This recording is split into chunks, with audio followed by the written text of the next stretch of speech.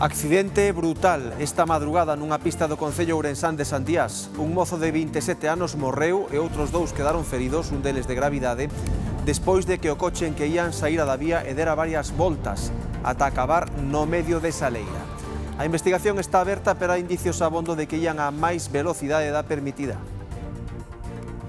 A curva é peligrosa. Para entrar para aquí, cando un ven de Xinzo, ten que vir despacio, senón métese no campo. É algo peligrosa. Temos prácticamente constatado un exceso bastante elevado de velocidade, exceso inadecuada esa velocidade, porque bueno, o vehículo sae da vía e percorre tanto en voltas de campá como en voltas de tonel, percorre prácticamente 80-90 metros. Foi noite de sucesos na provincia de Ourense, porque na cidade este voraz incendio deixou completamente calcinada a antiga casa de baños. Un edificio abandonado que levaba tempo ocupado ilegalmente e acababa de ser desaloxado.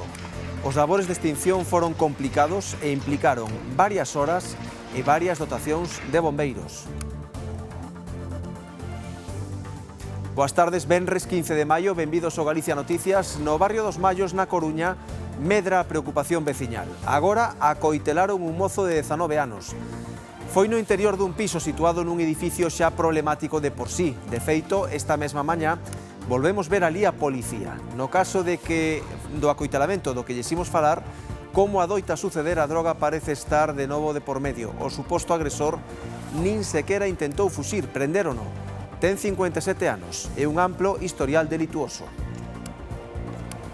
Un dos que acoitelou é un dos que viven ali. O rapaciño que veo parece ser que era un comprador.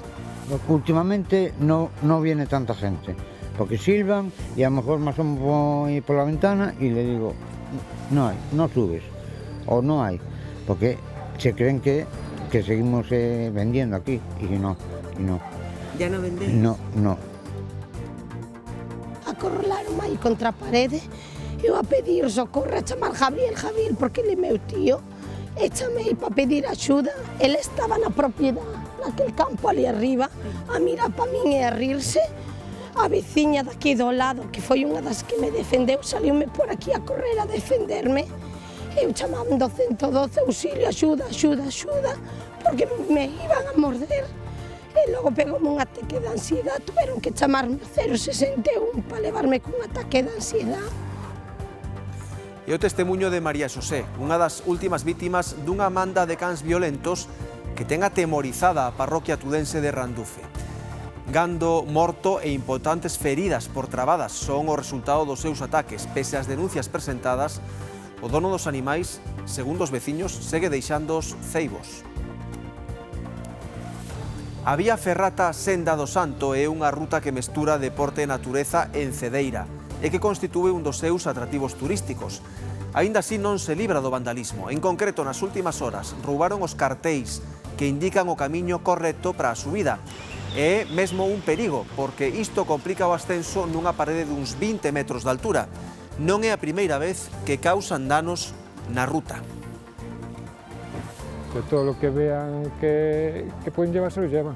Yo lo que tengo miedo es que los enganches de la línea de vida intenten forzarlos o algo y se estropeen y después haya un accidente o algo.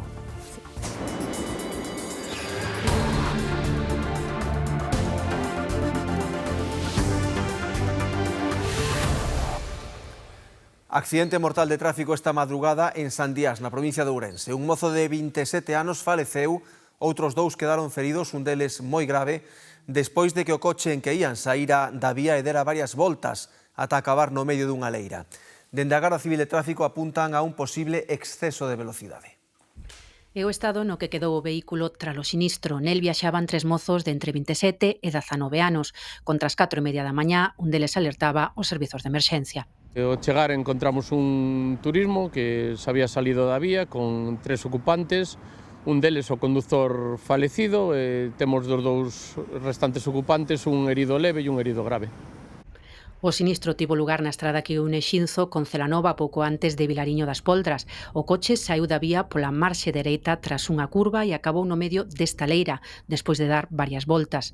A Garda Civil investiga as causas, pero apuntan xa un posible exceso de velocidade limitada a 90 km/h neste treito. causas estánse investigando. Temos prácticamente constatado un exceso bastante elevado de velocidad, exceso inadecuada esa velocidad, porque bueno, o vehículo sae da vía e percorre tanto en voltas de campá como en voltas de tonel, percorre prácticamente 80-90 metros. Todos os ocupantes levaban posto o cinto de seguridade. O condutor, un mozo de 27 anos, veciño de Xinzo de Limia, faleceu no acto. A súa morte provocou unha fonda conmoción na zona. Ás 5 así vin as luces e dixen, claro, vin da habitación, vin as luces e dixen, pois eu sei, o mellor sería un calquera con jabalí, que acá hai moitos que cruzanse moitos con jabalís, pero non pensei que fora ser o rapaz isto. Grande como non, e ademais unha persona así xoan e todo, pero bueno, é así a vida. Esta curva é peligrosa, para entrar para aquí, cando un ven de Xinzo, ten que vir despacio, senón métese no campo. É algo peligrosa. Bombeiros de Xinzo e Garda Civil rastrexaron a zona nun primeiro momento ante a sospeita de que puidera haber un cuarto ocupante, pero desbotouse. Os dous feridos, un deles grave, foron trasladados ao hospital. E o segundo accidente mortal nas estradas ourensáns esta semana, o quinto no que levamos de ano. Un incendio voraz deixou completamente calcinada a antiga casa de baños en Ourense, un edificio abandonado que levaba tempo ocupado ilegalmente e acababa de ser desaloxado. Os traballos de extinción, Cristina, foron complicados.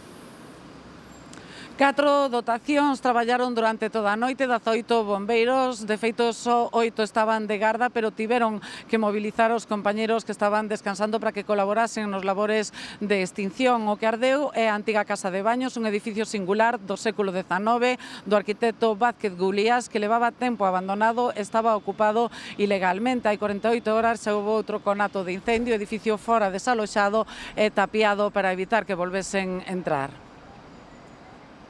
Foi unha xornada complicada para os bombeiros de Ourense. Recibiron o aviso de noite a 1:30 e seguiron traballando durante toda a mañá. A estrutura de madeira empezou a debilitarse e ao final colapsou xunto con parte do tellado. Mais que dificultoso foi traballoso porque ten dúas fachadas e a outra fachada está moi alonxada. Tuvemos que habilitar 2 equipos con sendos mandos. Segundo confirman fora de cámara os veciños da contorna, o edificio estaba ocupado por alo menos 5 persoas. A Policía Nacional xa levaba días visilando a zona. Pasaba por aquí e vin a policía, extrañábame, dixen, pois o millor hai por aí algunha movida, pero Vían entrar e salir polo outro lado, por outro lado que vai pola parte de alá. Entón non notábamos moito, pero desde que vimos que andaba por aquí a policía xa dijimos que algo de eso era. Os coches de policía local. Pero decíamos, que carallo están agardando aquí? Que non hai nada. Na noite do martes ao mércores houbo outro conato de incendio. Os habitantes do inmoble, de titularidade municipal, foron desaloxados e o Concello tapiou os accesos. Segundo puideron comprobar os bombeiros, o lume iniciouse nas traseiras do edificio, aínda que non poden polo momento concretar as causas. O edificio está tapiado e non ten ningún acceso, digamos, fácil.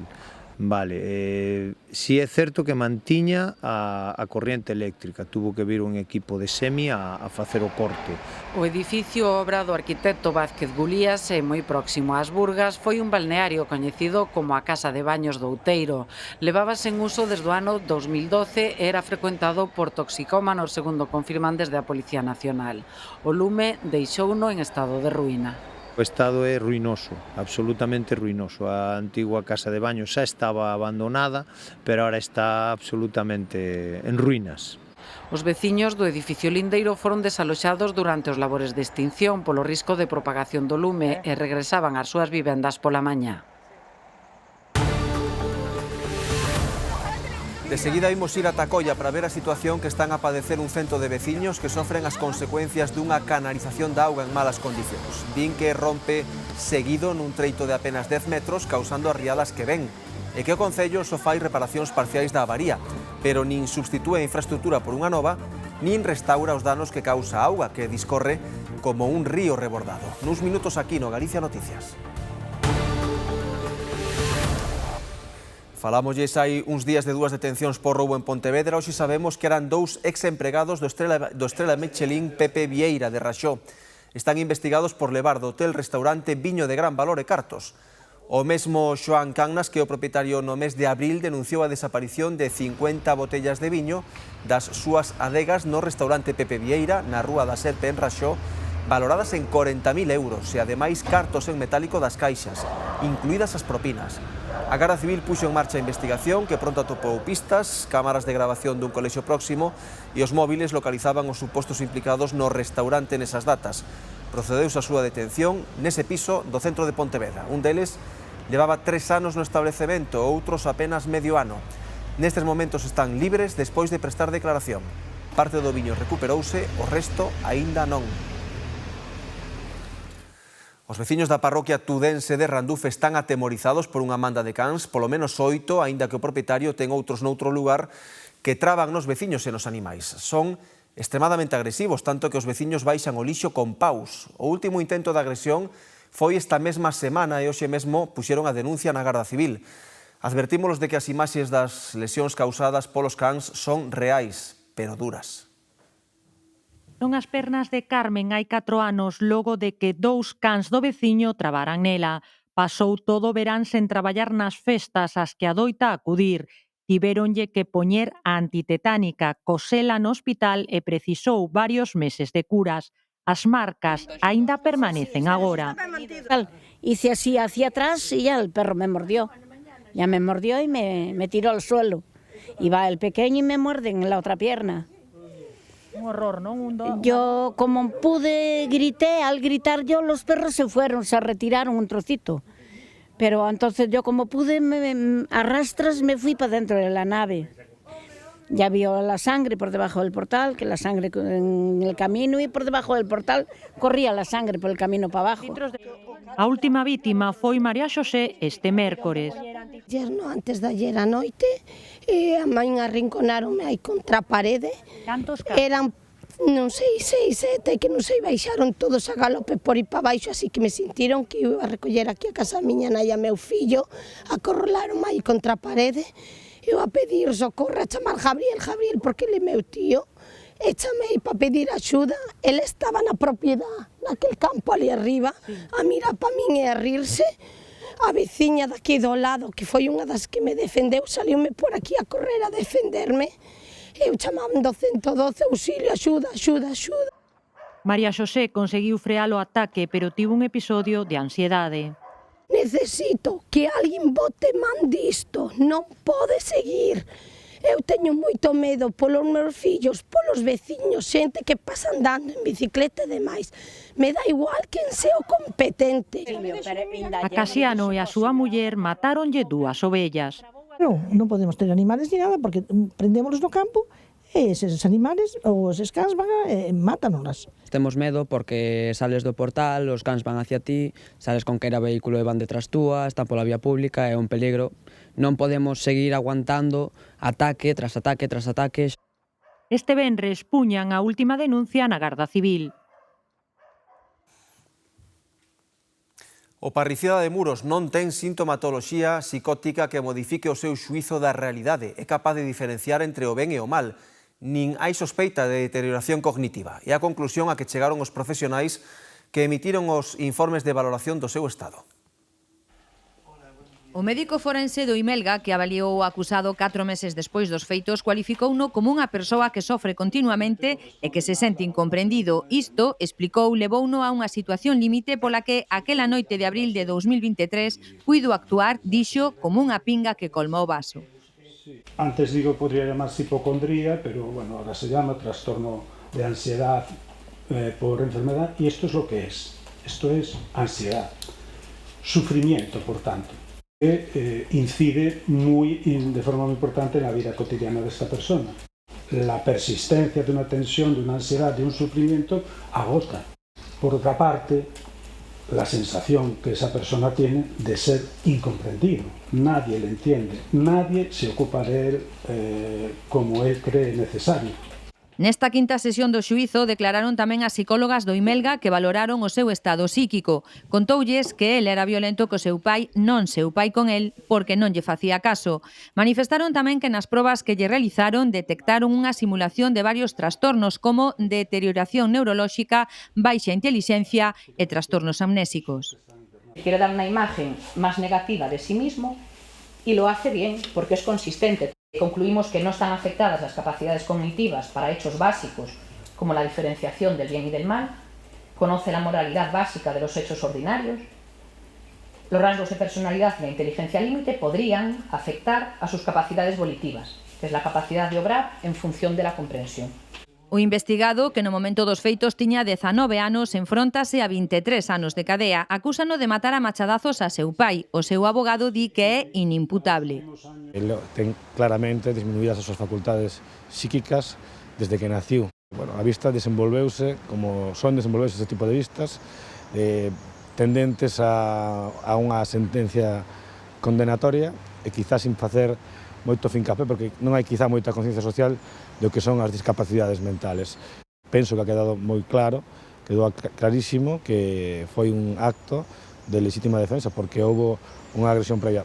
O luns, as partes presentarán as súas conclusións finais e faráselle entrega do xecto do veredicto aos 9 membros do xurado popular que determinarán a culpabilidade ou inculpabilidade do acusado.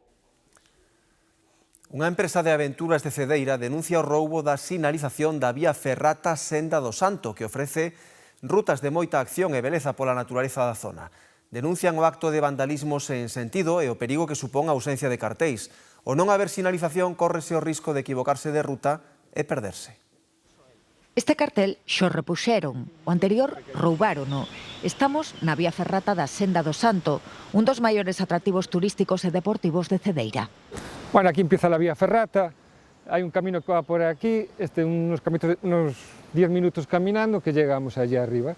Y allí en aquella zona de allí están los carteles, aquí hay otro cartel de una ruta de senderismo y la gente se dedica a arrancarlos, o a romperlos o a llevárselos.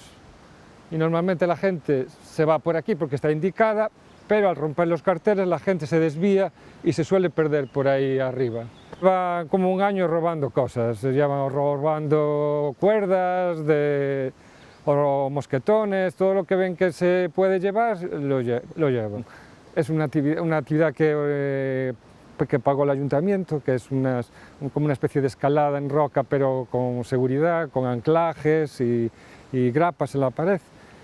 Y trae mucha gente, trae unas 2.500 o 3.000 personas al año. Y nos llaman, ¿dónde está? No encontramos la vía ferrata. Que moverse por aquí sen cordas e sinalización non é doado, con todo a espera de que se repoñan os cartéis e como podemos comprobar nesta parede de escalada, a ruta segue aberta. Ten unha duración de aproximadamente 2 horas. Xa no último treito, ao pé da Serra da Capelada, os cacos tamén fixeron das súas, especialmente neste parque de tirolinas a piques de estrear. Encuentro aquí unos troncos colocados, como si la gente se apoyara a los pies, se agarrara ahí, sube y por ahí intentan coger cosas, intentan robar. Se llevaron 4 poleas que había allí, que valían 50 euros cada polea. Yo lo que tengo miedo es que los enganches de la línea de vida intenten forzarlos o algo y se estropeen y después haya un accidente o algo. Tenía el coche allí y debieron aparcar allí lejos, vinieron por atrás y me llevaron un taladro que vale 1.000 euros y una radial. Cuando llegué allí abajo ya no estaba. Puse una cámara de seguridad allí, se la robaron también. Alguien que sabe manejar el arnés, porque para subir allí hace falta tener un arnés.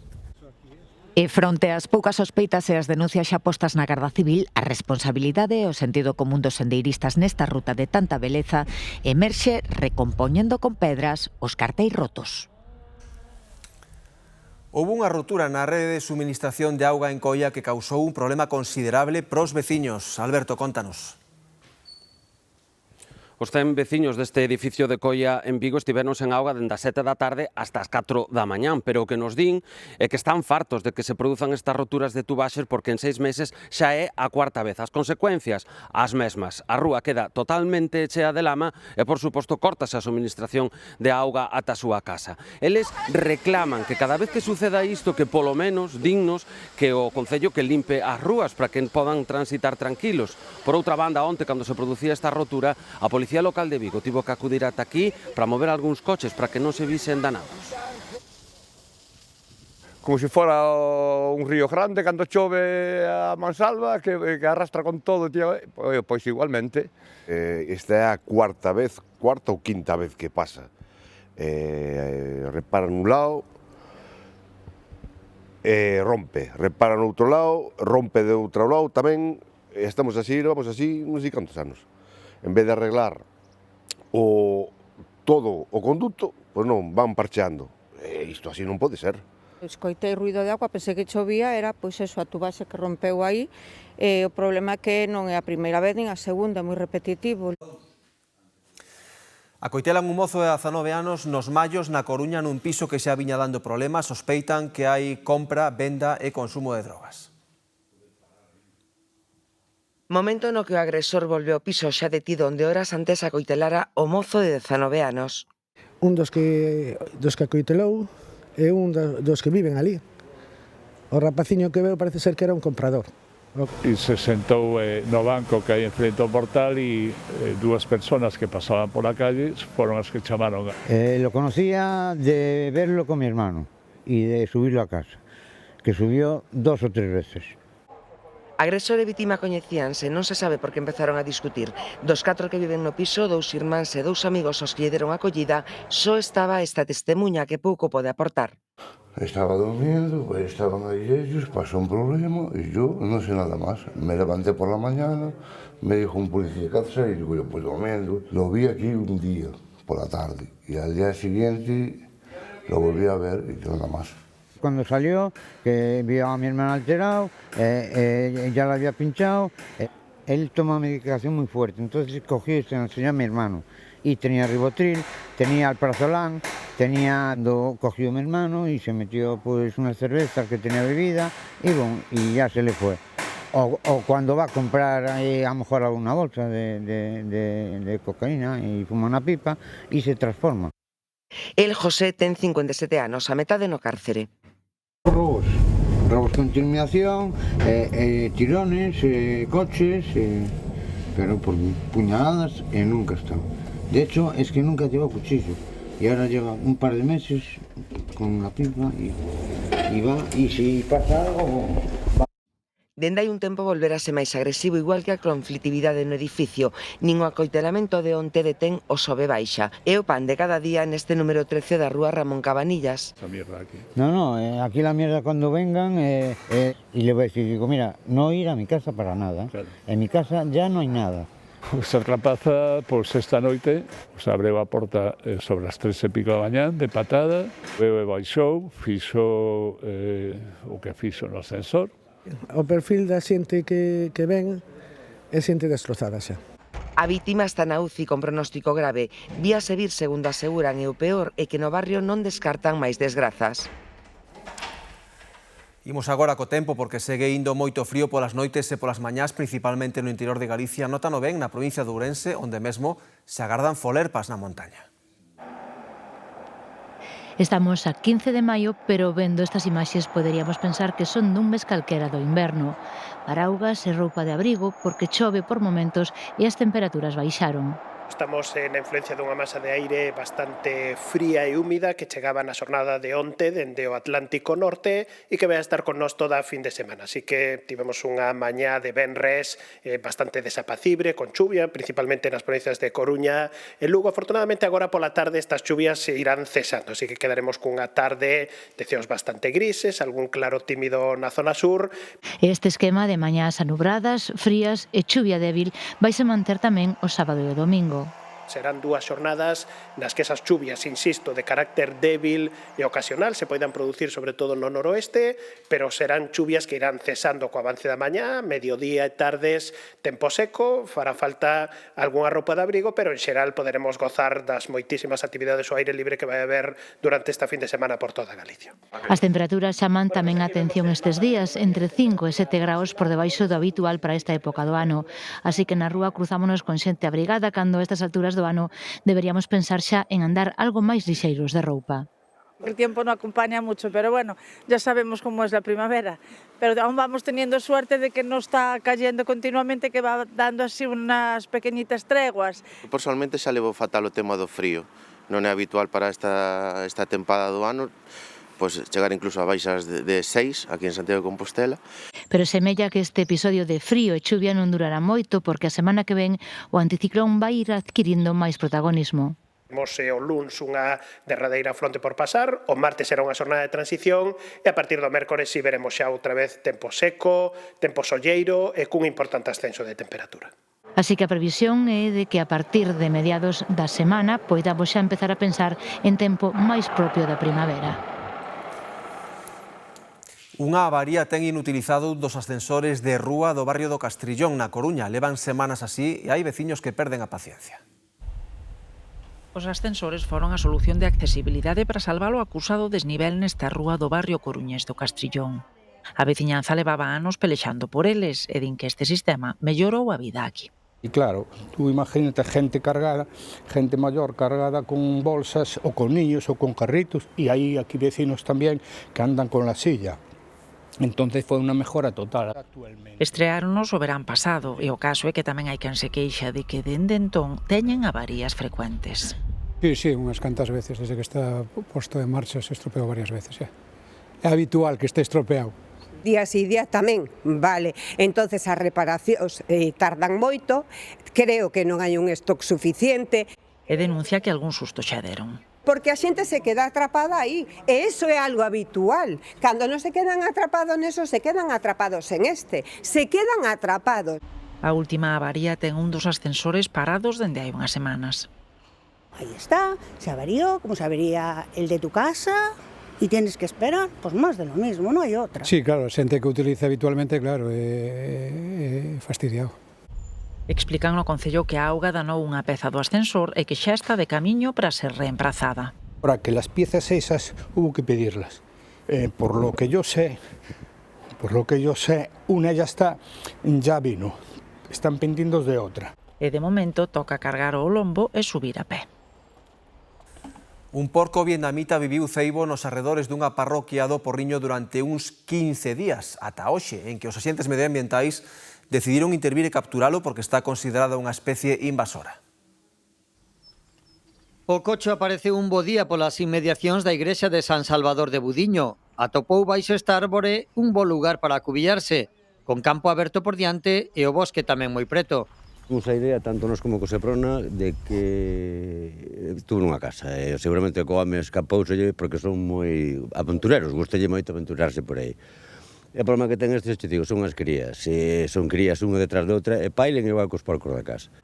É unha femia de porco vietnamita adulta duns 50 kilos de peso que estaba afeita a compañía da xente. Nestes 15 días os veciños achegáronlle comida, algo que non se debe facer cunha especie considerada exótica. O que tampouco se pode facer un animal salvaje, xa por lo menos os nosos, os salvajes, non se pode darle comer así como se fastidia, pero non se pode, está totalmente prohibido por lei. Por o consiguiente, temos que eliminalo do hábitat. Hoxe a súa historia saiu na prensa e foi daquela cando os servizos de protección da natureza decidiron actuar.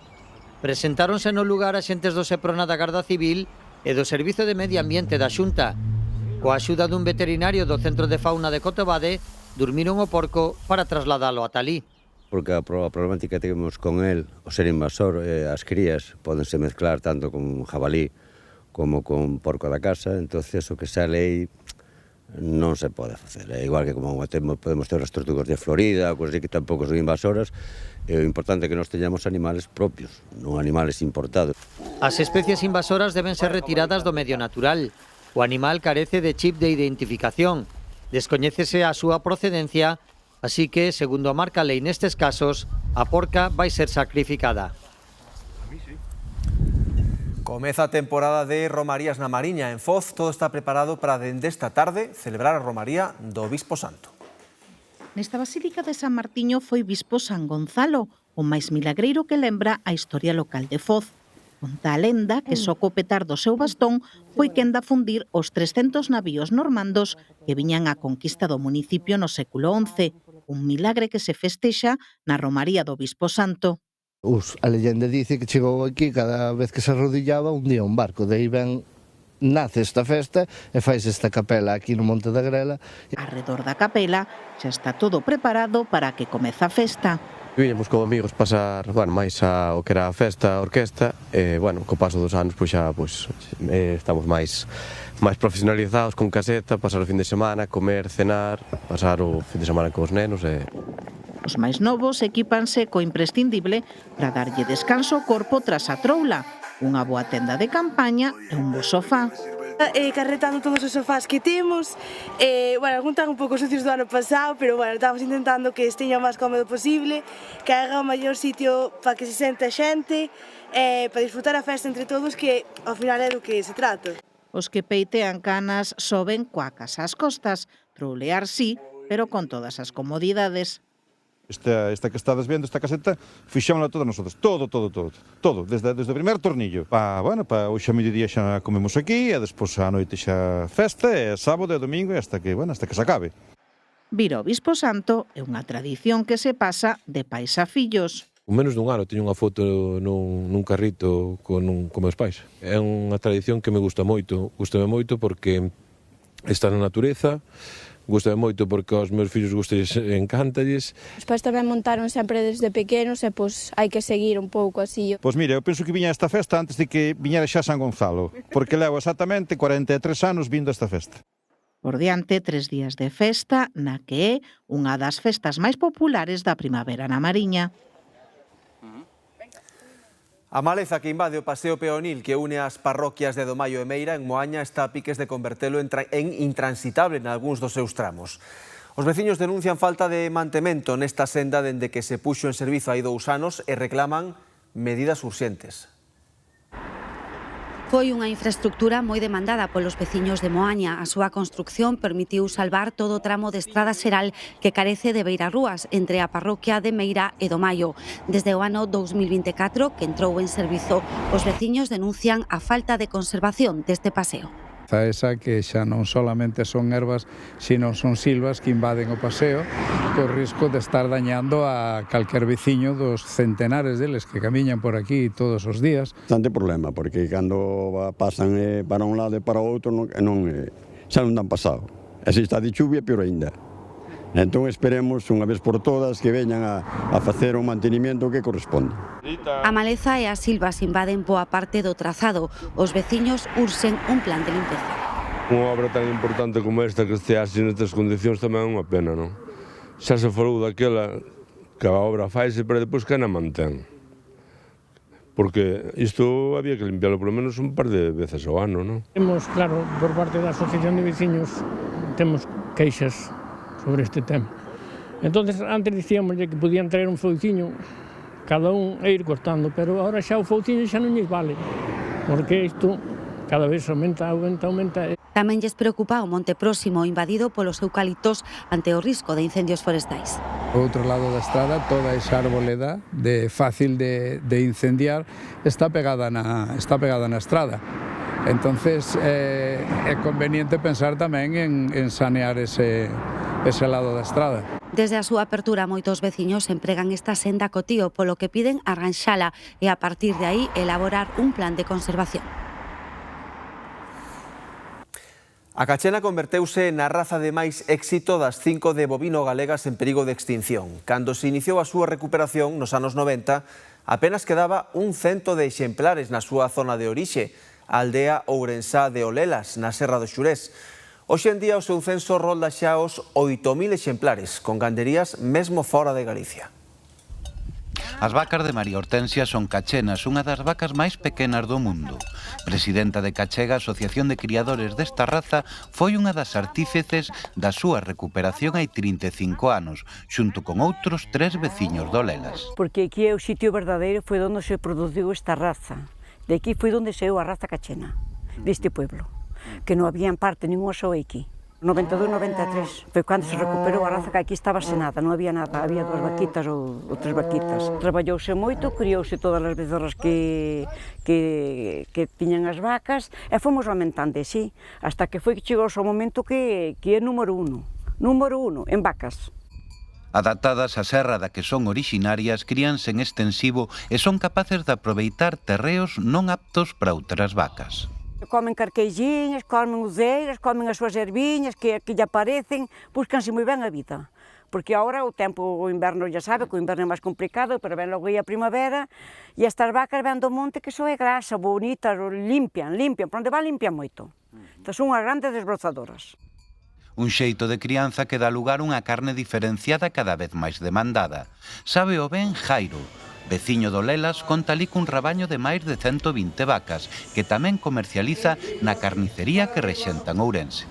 É unha carne, rosa, con bastante infiltración, moito sabor, porque despois tamén, as máis, como están no monte, pois monte aberto, non é prado, é monte, pois comen uces, comen silvas, comen carqueixas, eso ao final transformase no leite e é o que maman os becerros. Esta calidade fixo que a cachena se estendera por toda Galicia con criadores como a Diego, de Casalema, no concello lugués de Friol.